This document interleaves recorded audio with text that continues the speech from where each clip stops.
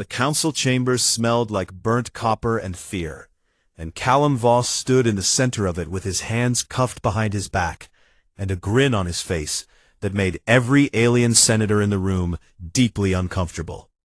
They called it a trial, but it was not a trial in any way that mattered, because the verdict had been written before he even walked in, and the charges read like poetry, designed to bury him under the weight of words he could not fight against. Destabilization of interspecies diplomatic frameworks, and unauthorized exposure of classified research materials, and conduct unbecoming of a sanctioned human operative. What Cal had actually done was simple, and he would do it again without thinking twice about it, because 3 months ago on the neutral station of Orus 9, he had found a hidden laboratory where High Arbiter Thesic was growing bioweapons, designed to target human DNA specifically, and Cal had recorded everything on his wristcam and uploaded it to every public server he could reach before security dragged him away.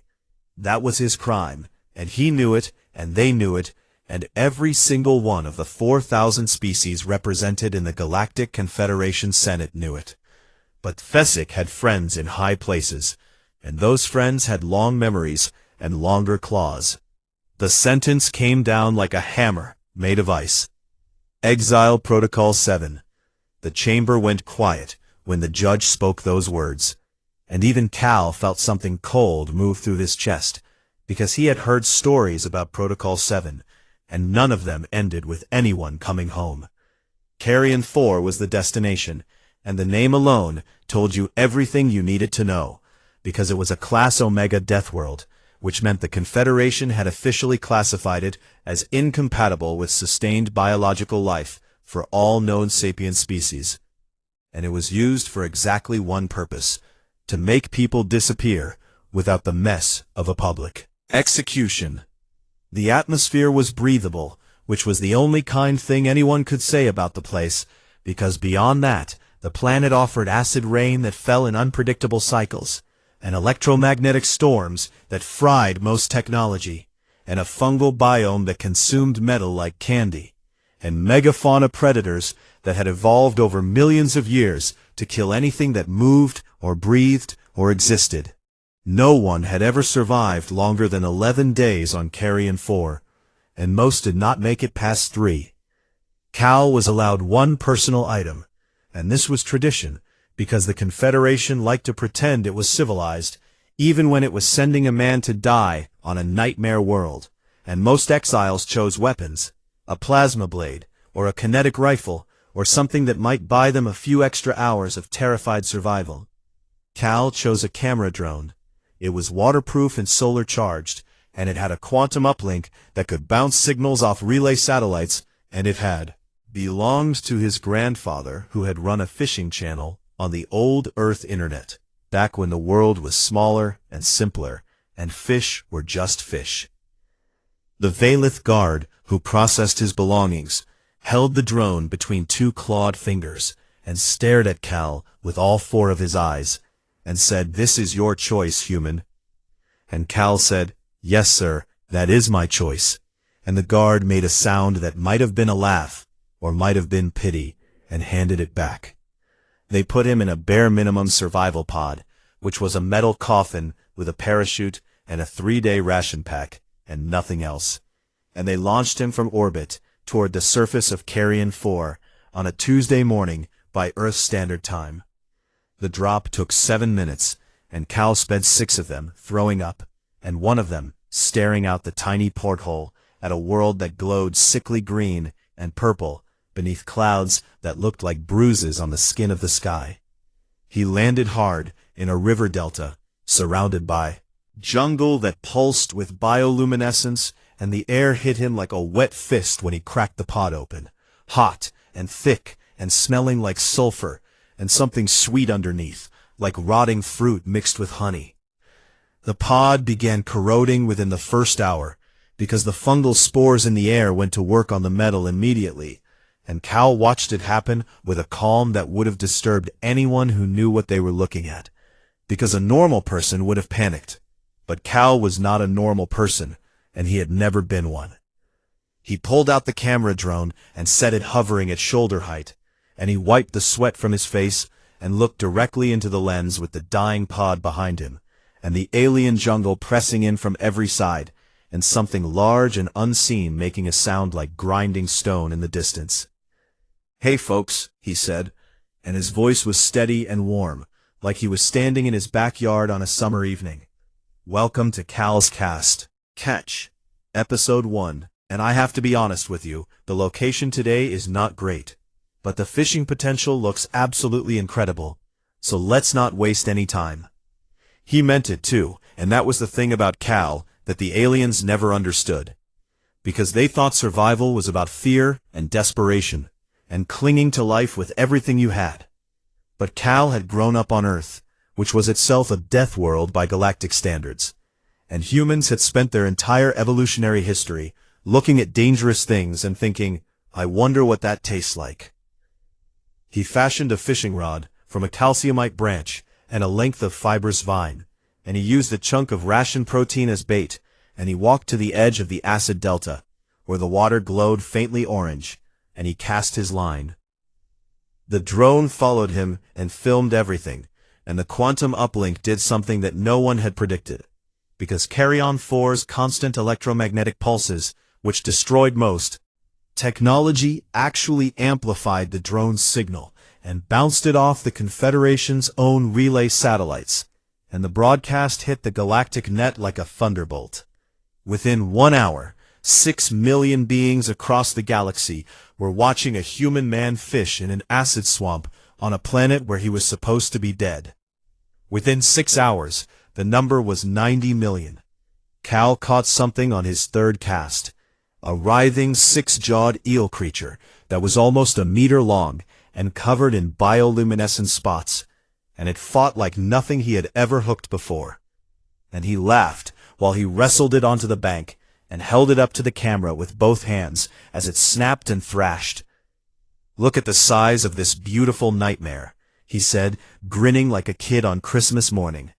"I'm going to call this species a glow snapper, and I'm going to find out if it tastes good, and if it kills me, well, at least we will have content." Across the galaxy, audiences watched in stunned silence, and then they started sharing the clip and commenting, and within 12 hours, Cal's Cast and Catch was the #1 trending broadcast on the entire galactic net. In the Confederation Senate chamber, an alert flashed on High Arbiter Thessic's personal screen, and it read, "Public broadcast detected from Carrion 4. Origin human exile designate Vos Callum." And Thessic stared at those words for a very long time, and felt something he had not felt in centuries of political dominance. He felt afraid. By the end of his second week on Carrion 4, Cal had built a shelter from calciumite slabs and the bones of things he had killed and eaten. And he had learned to read the sky for acid rain, the way his grandfather had learned to read clouds for thunderstorms back on Earth. And he was thriving in a way that made billions of alien viewers deeply confused. His vlogs went up every day without fail, and he narrated his survival with the easy, casual tone of a man hosting a weekend fishing show, rather than a man stranded on the most dangerous planet in known space. "Morning, folks," he said in episode 9, while crouching over a fire pit where something with too many legs was roasting on a spit. "Today we are going to try the spike crab I caught yesterday, and I want to be upfront with you. This thing tried to eat my hand when I pulled it out of the water. So if it tastes bad, I am going to take that personally." It tasted good, and he rated it a 7 out of 10. Watched 400 million times in a single day. He had a system for everything now, and that was the part that disturbed the alien scientists and military analysts who had started watching his broadcasts not for entertainment, but for study. Because Cal did not just survive on Carrion 4, he adapted to it, with a speed and creativity that should not have been possible. He learned which fungi were safe to burn for fuel, and which ones would release spores that made you see colors that did not exist. And he learned that the acid rain could be filtered through a particular type of ice rock and turned into drinkable water. And he learned that the giant predators who stalked the jungle edge were territorial but predictable, and if you understood their patrol routes, you could move through their land without triggering a chase. He named everything, because that was what humans did. They named things, and once you named something, it became less frightening and more like a neighbor. You had to learn to live with the glow snappers in the delta, and the spike crabs in the tidal pools, and the screamers in the canopy, who made sounds like a ship tearing apart, and the bone beetles that cleaned his camp of scraps every night, like tiny armored janitors. Alien audiences were fascinated, and the viewership numbers climbed past 1 billion and kept going. And somewhere in the Confederation Senate, the old guard senators watched this human treat their ultimate punishment like a vacation, and they did not know what to do with that information. On day 19, everything changed. Cal had been wanting to fish the deep volcanic lake about 2 kilometers inland from his camp, and he had been cautious about it because the lake was dark and warm, and something very large lived in it. He had seen the surface disturbances, and he had found tracks on the shore that were wider than he was tall. "All right, folks," he said that evening as he walked toward the lake, Rod and his drone hovering beside him. "Tonight we are going night fishing in the big lake, and I am either going to catch the biggest thing on this planet, or it is going to catch me. And either way, you are going to want to see this."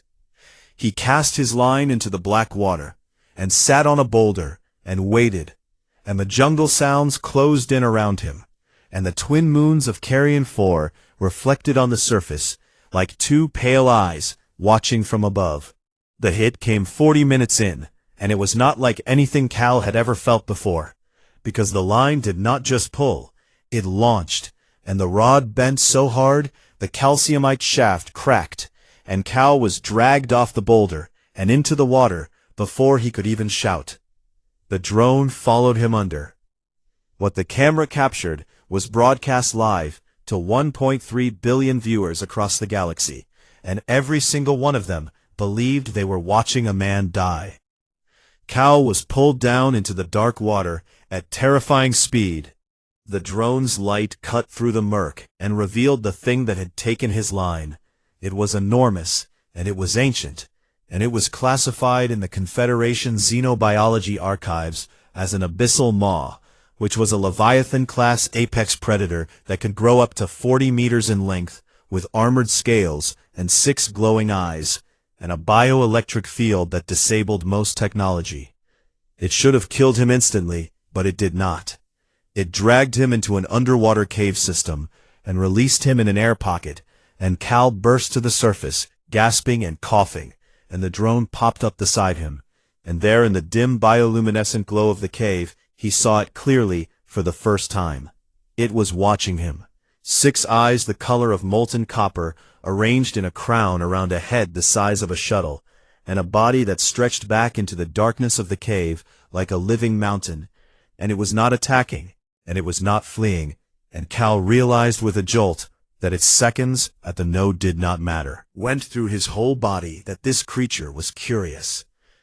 It had never encountered anything that did not run or die, and Cal was doing neither, because Cal was sitting in waist-deep water in a cave inside a death world, staring at a monster the size of a building, and his first thought was not, "I need to escape," but "I wonder if she is friendly." He talked to her, low and calm and steady, the way you would talk to a nervous dog or a wild horse. And he told her she was beautiful, and he told her he was not going to hurt her, and he told her about Earth, and about fishing, and about his grandfather, and the words did not matter, because she could not understand them, but the tone mattered, and the stillness of his body mattered, and the fact that his heart rate was dropping instead of rising mattered. He stayed in that cave for 3 hours, and he fed her scraps of dried glow snapper from his belt pouch, and she ate them with a gentleness that seemed impossible for something her size. And when he finally swam out of the cave and pulled himself onto the shore, he was shaking, but he was smiling. "Okay," he said to the camera, and his voice was raw and amazed.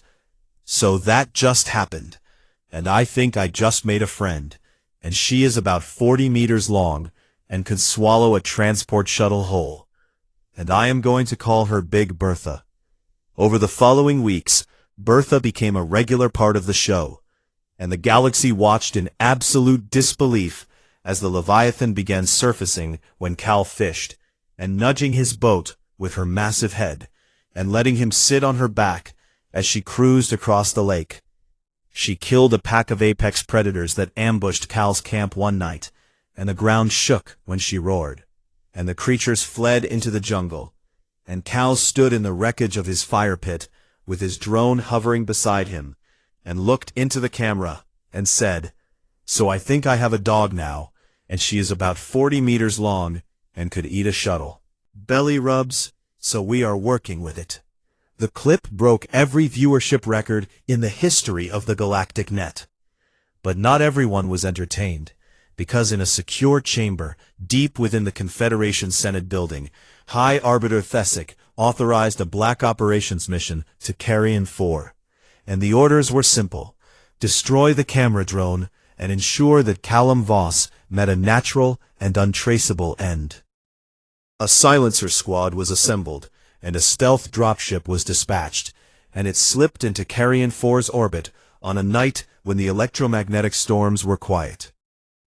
Down on the surface, Cal was sitting on his dock, fishing in the moonlight, and Bertha was resting in the shallows beside him, and her 6 copper eyes were open, and she was looking up at the sky with an expression that Cal had never seen on her before. She growled. It was low and deep, and it vibrated through the water and the rock and Cal's bones, and he looked up at the stars and saw nothing but. He trusted her more than he trusted his own eyes. "Easy, girl," he said softly, and he put his hand on her armored snout. "Whatever it is, we will deal with it tomorrow." She did not stop growling. The silencer squad made planetfall on the far eastern ridge of Carrion 4 just before dawn, and they were 5 of the most lethal operatives the Valek species had ever produced. Cold-blooded reptilian predators, bred for stealth and trained for killing, and they had never failed a mission in 40 years of service to the Confederation's shadow programs. Commander Zale led them, and she was tall even by Valek standards, with scales the color of gunmetal and eyes like polished obsidian, and she had personally ended the lives of 37 targets across 11 star systems without leaving a single trace, and she expected this mission to be no different. Kill the human and destroy the drone, and leave the planet, and let the fungal biome erase every trace of what happened. Simple work for professionals. Carrion 4 disagreed. The first problem was the atmosphere, which hit their lungs like swallowing fire, despite the rebreather masks they wore. Problem was the jungle, which was not a jungle in any way they understood, because it moved and it watched, and it responded to their presence with a hostility that felt almost personal. On the second day, Operative Korath died. He had removed his glove for 30 seconds to adjust his weapon's targeting scope, and the fungal spores found his exposed skin, and they worked fast. Within an hour his hand had turned black, and within 3 hours the infection had reached his shoulder, and Zale made the call to leave him, because there was no treatment and no time, and Korath did not scream when they walked away, because Valeth did not scream, but his silence was worse than any sound he could have made. On the third day, the acid rain came. Their gear was rated for it, top-of-the-line Confederation military equipment designed to withstand extreme environments. But rated for and able to survive were 2 very different things on a Class Omega world, and the rain ate through the outer layer of Operative Sereth's suit and burned trenches into her scales, and she collapsed in a rocky overhang, hissing in agony, while Zael applied field sealant to wounds that would scar permanently. 3 days on the planet, and they had already lost 1 soldier and crippled another, and they had not even located the human yet. Zael stood in the rain under a calciumite ledge and stared out at the jungle, and for the first time in her career, she understood something that changed the shape of her thinking forever. She understood that the human Callum Voss had survived this world for nearly 2 months, and had done it alone. and had done it while smiling into a camera and cracking jokes about the taste of alien fish. That was not luck, and it was not stubbornness, and it was not even courage in any way that Zael recognized, because courage implied the presence of fear, and Cal did not seem afraid, and the absence of fear on a world that had killed one of her elite operatives in 2 days was either madness or something else entirely.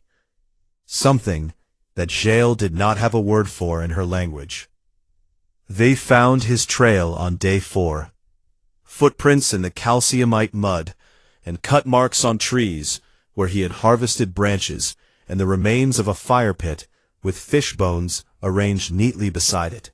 And everything about the trail told a story that Zael did not want to read, because it was the trail of a man who was comfortable, and who moved through this nightmare world like it was his backyard.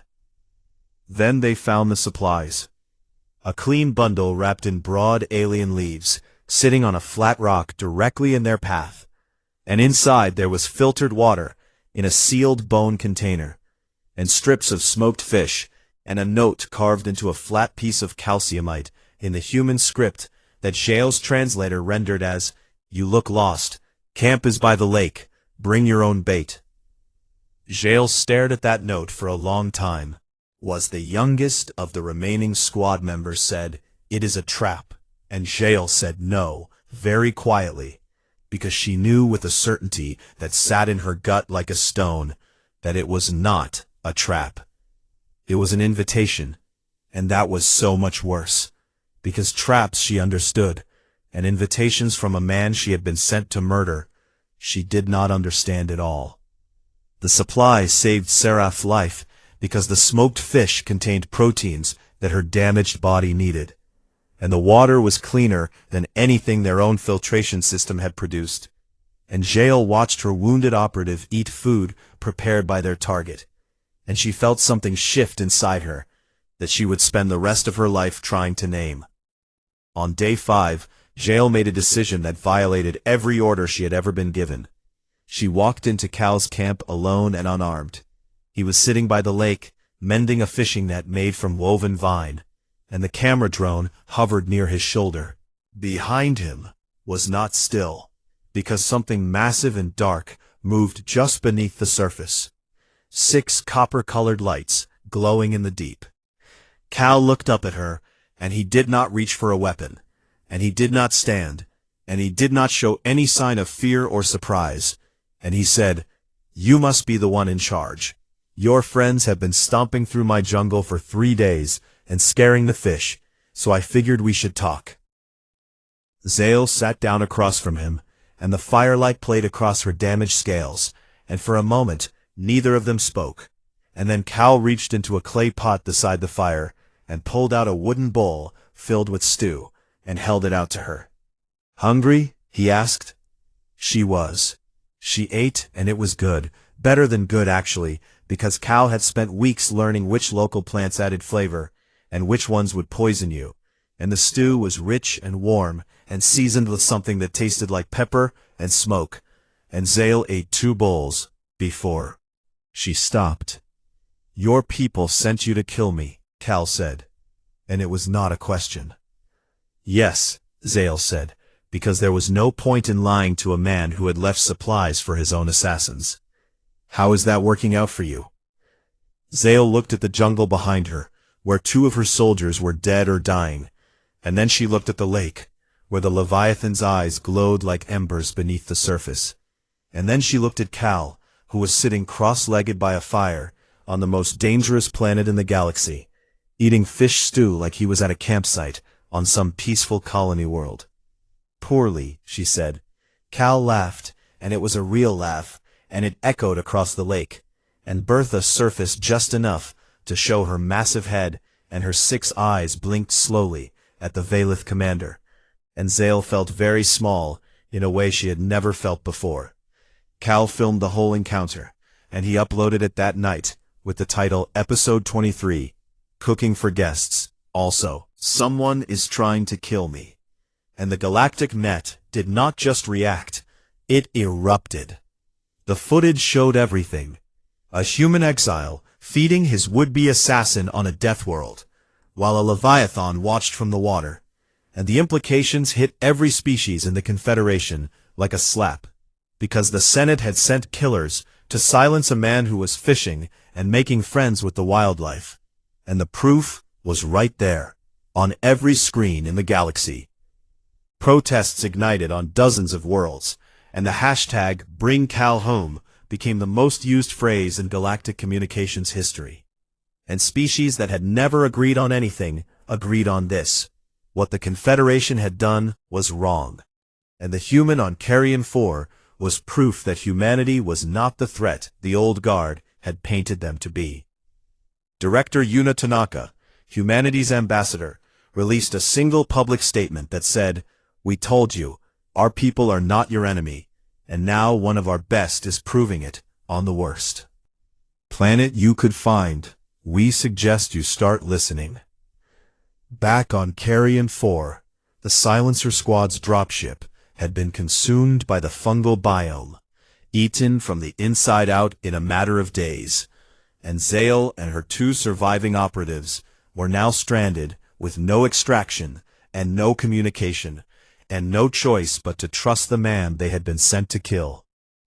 Zale contacted Confed Command on a failing emergency transmitter, and her report was short and flat, and it was the last transmission they would receive from her. "Abort the mission," she said. "The human is not the prisoner here. We are."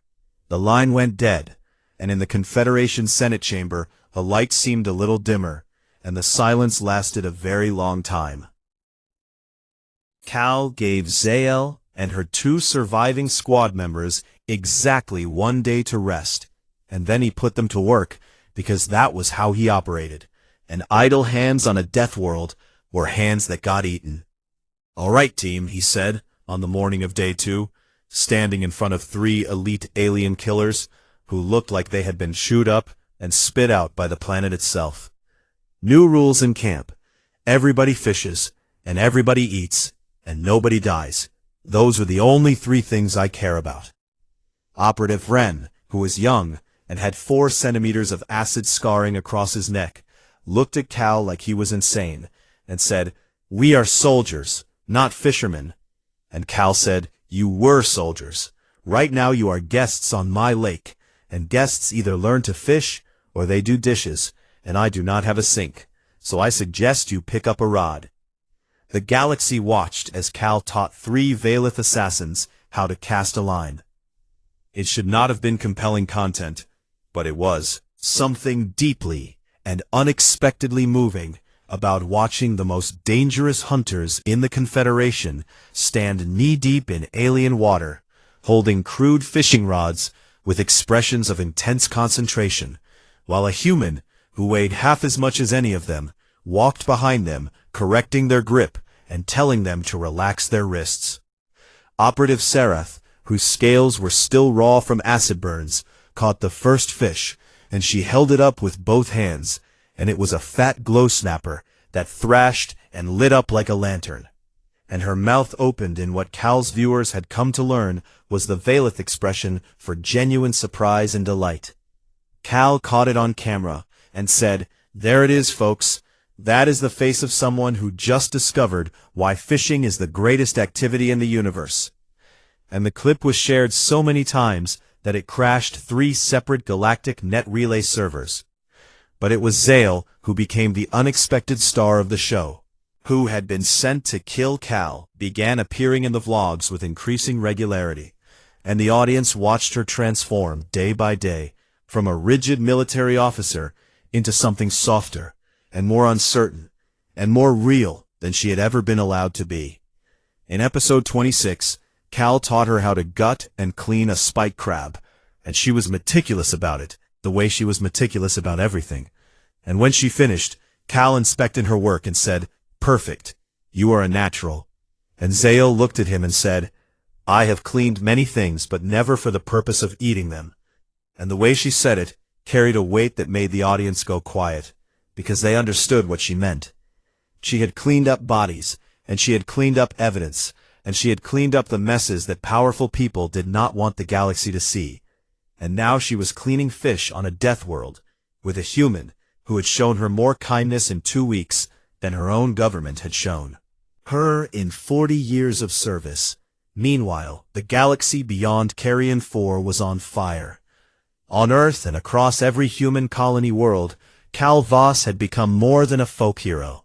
He had become a symbol, and his grandfather's old fishing show intro music had been remixed into anthems that played at rallies and in bars, and children dressed as Cal and Bertha for festivals, and artists painted murals of him casting his line into alien waters, with a Leviathan rising behind him like a guardian spirit.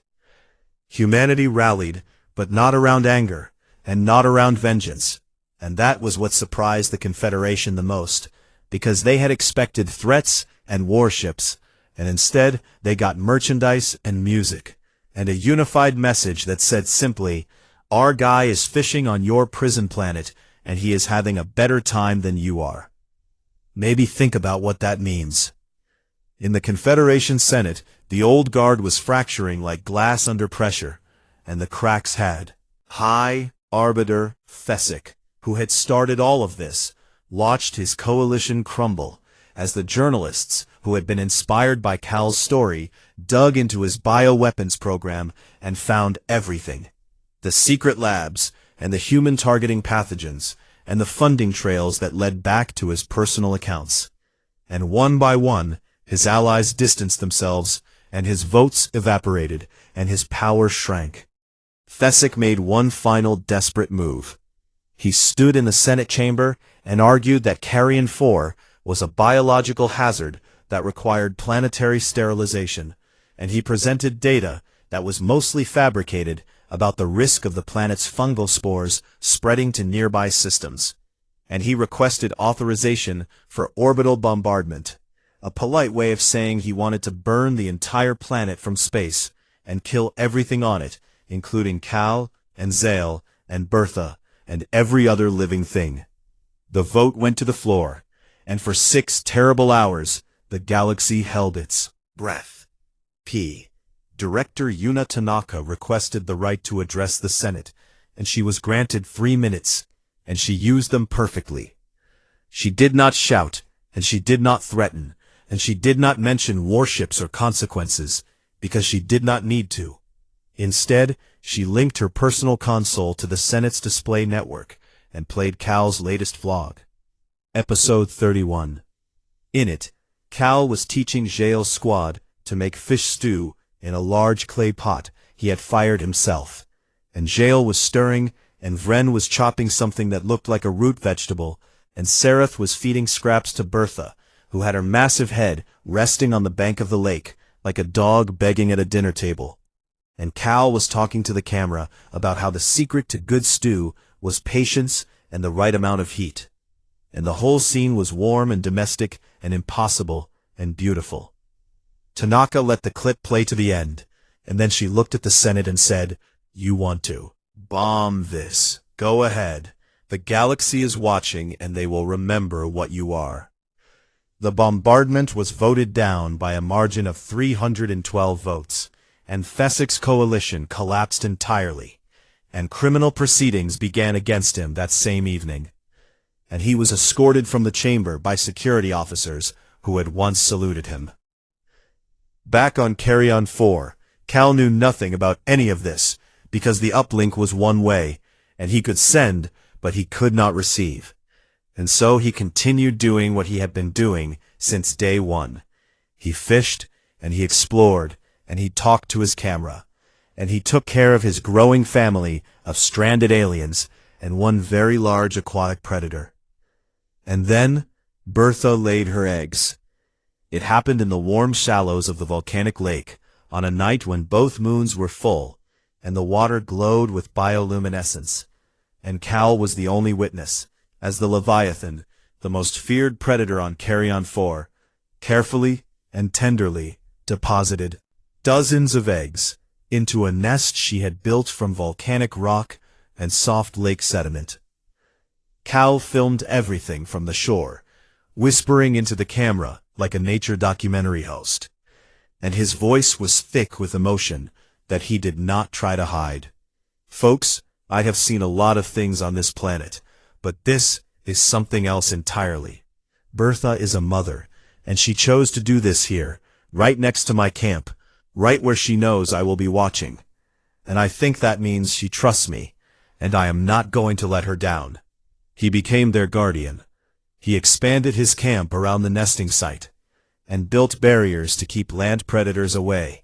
And he sat up through the nights when Bertha had to feed, and he watched over the eggs with his fishing rod in one hand and a sharpened bone spear in the other.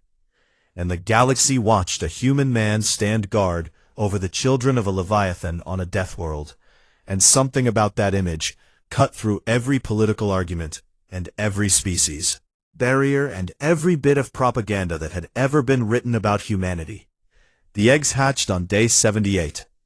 32 baby Leviathans broke through their shells and tumbled into the warm water, and they were each about the size of a large dog, and they had their mother's copper eyes, and their scales were soft and iridescent, and they looked at Cal, and they did not flee, and they did not attack. They swam to him. They imprinted on him the way newborn creatures imprint on the first safe thing they see. And Cal stood waist-deep in the lake, with 32 baby Leviathans circling his legs and bumping his hands with their snouts. And Bertha watched from the deep water, and her 6 eyes glowed warm and steady. "Well, folks," Cal said to the camera, and his voice cracked just a little, "I appear to be a father of 32. Send help." The help came 3 weeks later. A fleet of ships appeared in orbit.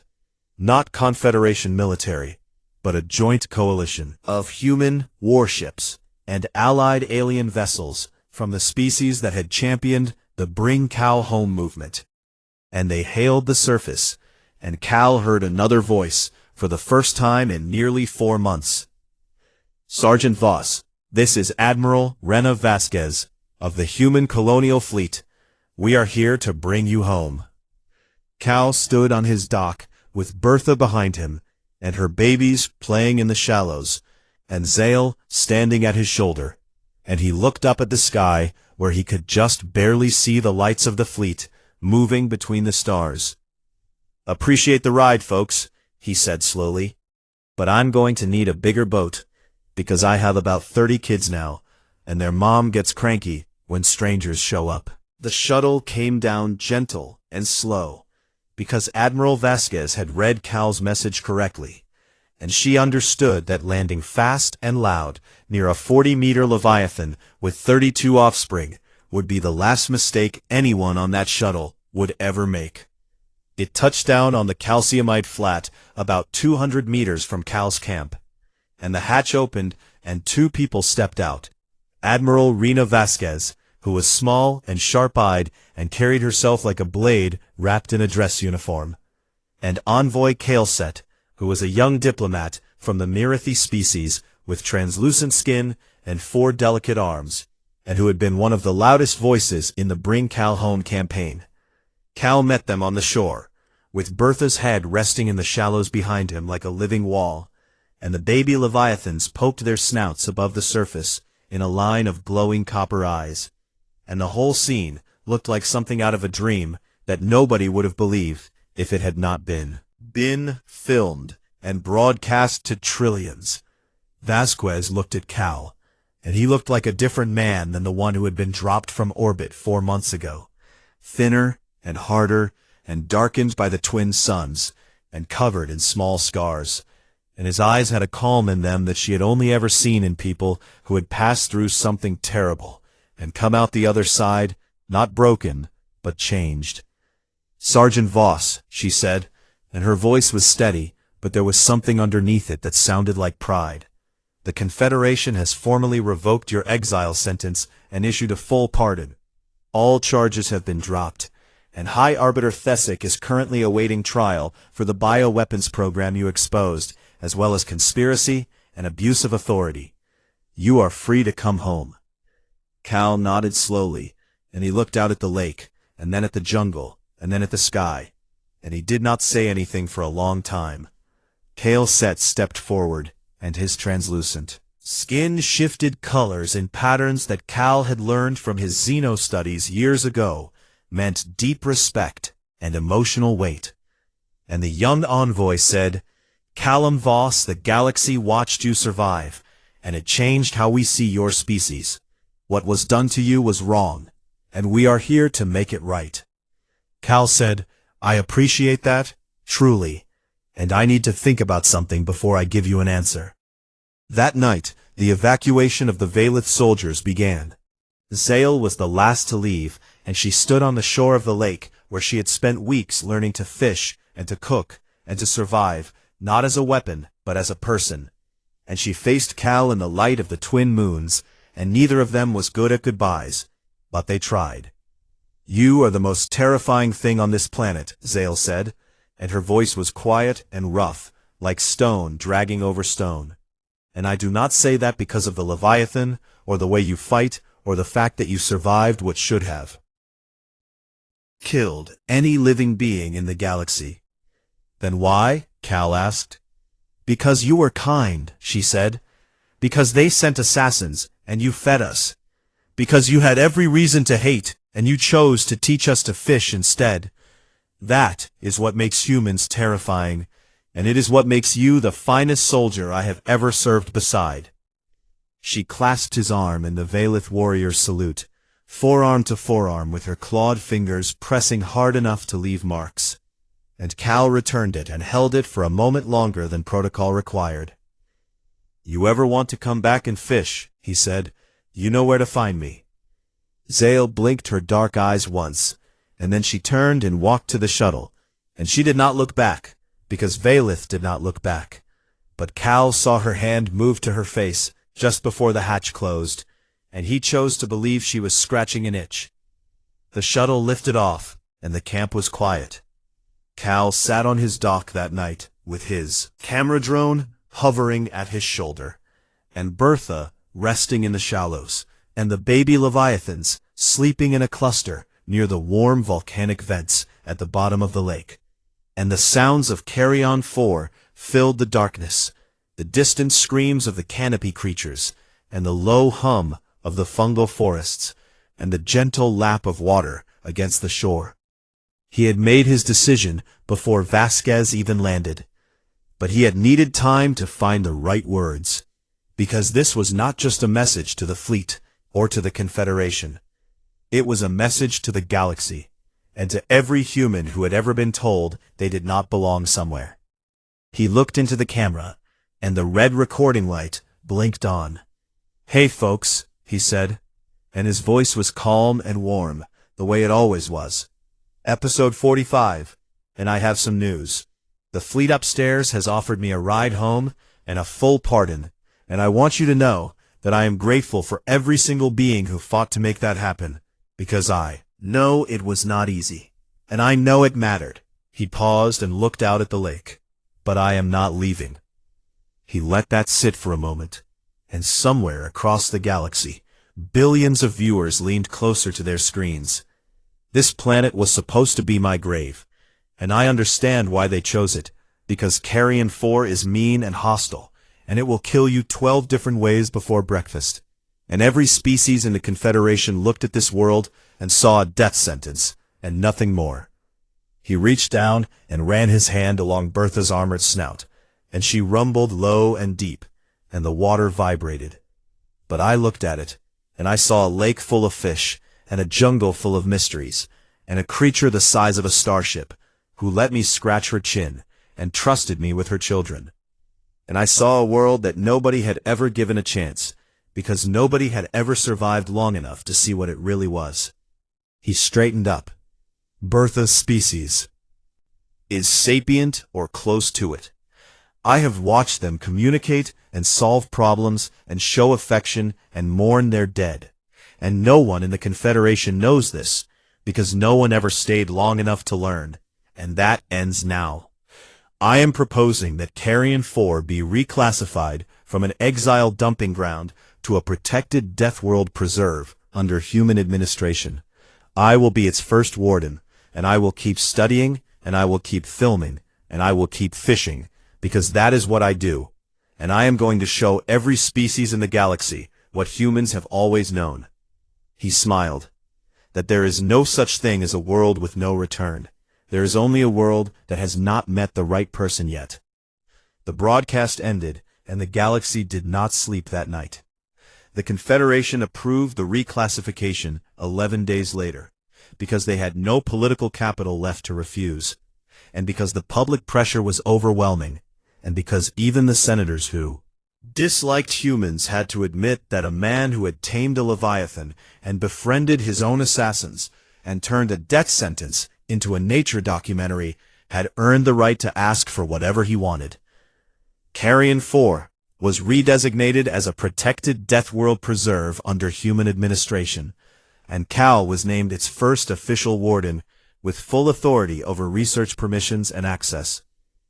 They built a station on the lakeshore, small and functional, and designed with materials that could resist the fungal biome, and scientists from dozens of species applied to study there, because Carrion 4 was suddenly the most interesting planet in the galaxy, and its warden was the most famous human alive. Cal reviewed every application personally, and he had one requirement that was non-negotiable. "You have to learn to fish," he told a Marathi xenobiologist during her interview, and she looked confused and said, "Is that truly necessary for the research?" And Cal said, "No, but it is necessary for living here, because this is not a lab. This is a home, and in my home, everybody fishes." She learned, and she was terrible at it, and she loved it.